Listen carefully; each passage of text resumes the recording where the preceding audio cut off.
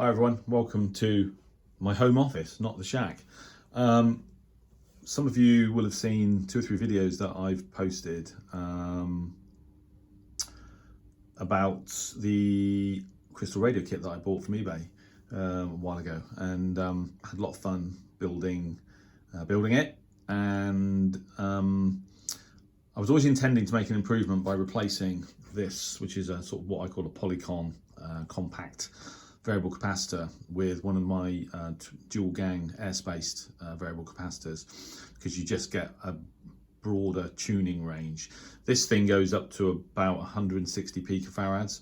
The other thing I want to do is I want to wind a longwave coil. I've already tried that. I got up to 2,300 micro henries, and that wasn't enough. I thought it was going to need to go to about 3,000, but you don't really know. You can't. I can do the maths, but you need to know the tuning range of the variable capacitor that you're going to use with it. So I'm fortunate enough to have access to a Wayne Kerr automatic LCR meter.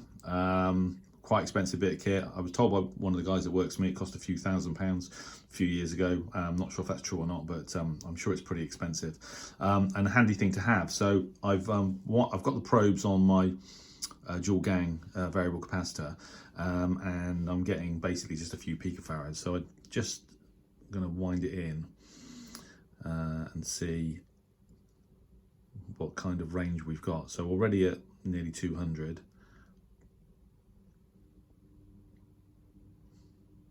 350.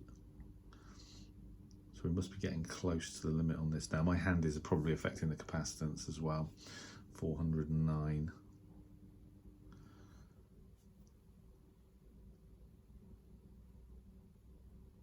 So I think we might be, yeah. So 400, okay, it's measuring 418 now. It's moving around a little bit. So basically we're getting in excess of 400 picofarads with this variable capacitor.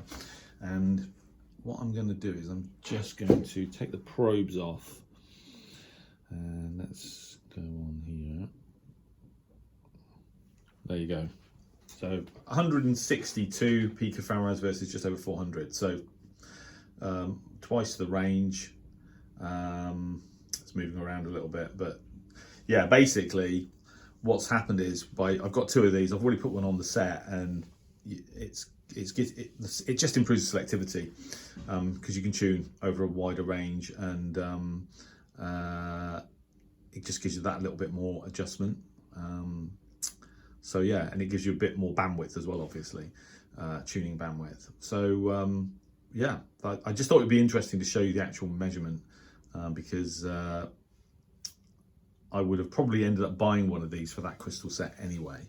I was just lucky enough to have a couple lying around from, as I said, when I used to build medium wave inductive loops, just to experiment really. So yeah, I wonder actually if anyone comments on this video whether there's something cheaper that you can buy now that does the same thing as this. It's definitely a useful bit of kit to have around. I would probably buy one, so I haven't got to keep carting this thing backwards and forwards to work, if I could find something a lot cheaper.